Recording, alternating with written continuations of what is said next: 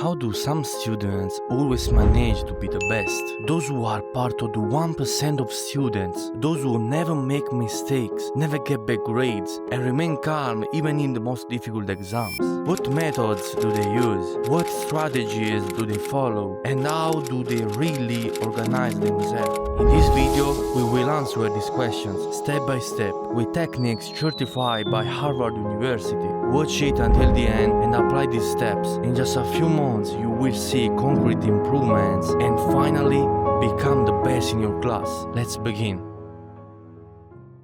The first big mistake most students make is cramming, studying everything in the last few days. At first, it might seem like an effective method because you have the impression of remembering everything since you studied only a few days before. But you have already experienced that for large amount of information, this method is completely ineffective because they remain trapped in short-term memory, which lasts only 20-30 seconds if it's not consolidated. Obviously, the students who reach the 1% don't do this. They assimilate concept with a method called spaced repetition. Let's go to the lab to understand better. Look at this graph. On the y-axis, you see retention, and on the x-axis, time. As we saw earlier, when you learn something, at first you remember it well, but as they pass, you begin to forget it. As you can see, the curve goes down, so you go back to repeat that concept before it is completely forgotten.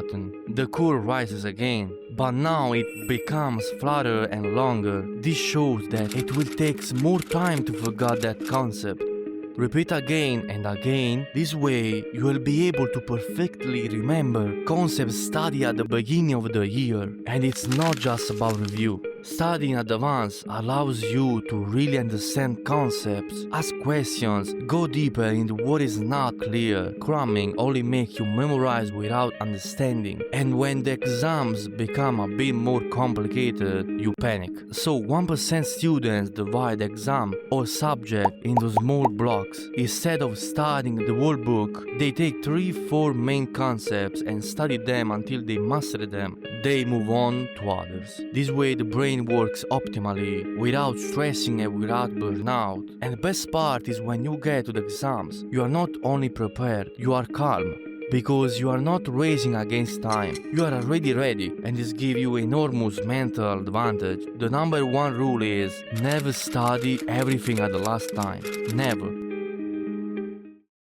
We talk about how to perfectly remember concepts, but not how to study them. One of the most used techniques by 1% students is the Feynman Technique. This technique is discovered by Richard Feynman, Nobel Prizes in Physics, as a simple but devastating approach to really understand things. Explain that, but as if you had to explain them to a child. If you can't explain a concept in simple words, you haven't really understood it. Here's how it works in practice. First, choose a concept you want to learn. Second, once studied, explain it out loud as if you were teaching it to a child who knows nothing about the subject. Use simple words, practical examples, fun analogies. Third, identify the weak points. While you explain, you will immediately notice where you get lost or where you use complicated terms without really knowing what they mean. Fourth, go back to the material and fill in the gaps. Fifth, repeat the process until you can explain the concept clearly and simply. This technique does two incredible things. It forces you to really understand instead of memorizing. It helps you organize the information in your head, creating a clear and logical structure of the concept. And if you combine the Feynman technique with earlier planning, the result is insane. You don't study randomly, but study with method, focusing on what really matters and fixing the concept in long-term memory. Now we arrive at the ultimate method to fix the concept you study and remember them, not for months but for years. and that is the memory palace method. This technique is not only used by 1% students, but also by memory champions all around the world. The technique is simple. Instead of rely 100% on your memory, you associate concepts with images and places. Think of your house or a room you know well. Every room, shelf or corner becomes a place to store an information. Transform the information into vivid images. The stranger, exaggerated or funnier the image, the easier you will remember it. Applying also the Feynman technique will make it easier to create simple and sharp images. If you need to remember photosynthesis, imagine a giant sun spraying light on a dancing plant in your living room. It is funny, but this method works like this. When you want to recall it, you mentally work through palace and retrieve what you placed there. The beauty of this technique is that it also works with huge amounts of information, from vocabulary lists to historical data, from chemistry steps to physics formulas. Also, it makes studying fun and creative because the brain loves image and places much more than word on paper. Top students combine the memory palace with spaced repetition. It's like building an archive in your mind, ready to be consulted at any time. We have talked about how to memorize and study concepts, but we must not only improve the internal environment, but also the external one. Your study environment can make the difference. 1% students don't study anywhere. They have a dedicated place, organized and optimized for maximum focus, where the brain understands that it's time to study. Here's how to make a place more suitable for studying. First, a messy desk creates mental distraction. Keep only what you need for the study session: books, notes, laptop. Everything else goes away. Second, studying in the dark or on an uncomfortable chair tires you faster and reduces concentrations. Natural light is perfect. Otherwise, use a lamp that lights well. Third, turn off notification. Phone on silent or in another room. Top students protect every minute of focus. Fourth, some students have rituals. Soft music, a certain coffee mug, or even a lamp turned on only when they study. These signals help the brain enter serious study mode.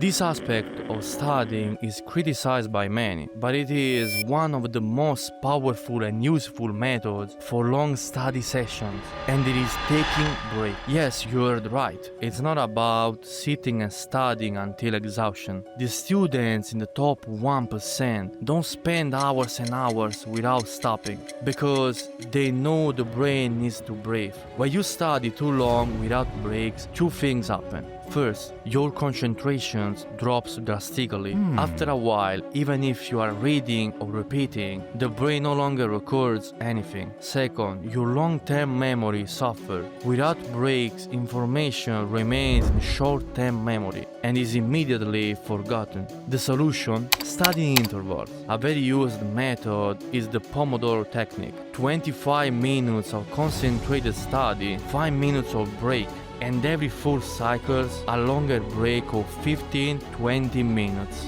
During the breaks, really disconnect. Stand up, stretch your legs, drink water, do something that relaxes you. Breaks are not wasted time. On the contrary, they are the fuel of the brain. During rest, the brain consolidates information, transferring it from short-term memory to long-term memory. In conclusion, by applying spaced repetition, Feynman, memory palace, space organization, and breaks, you'll become the 1% student.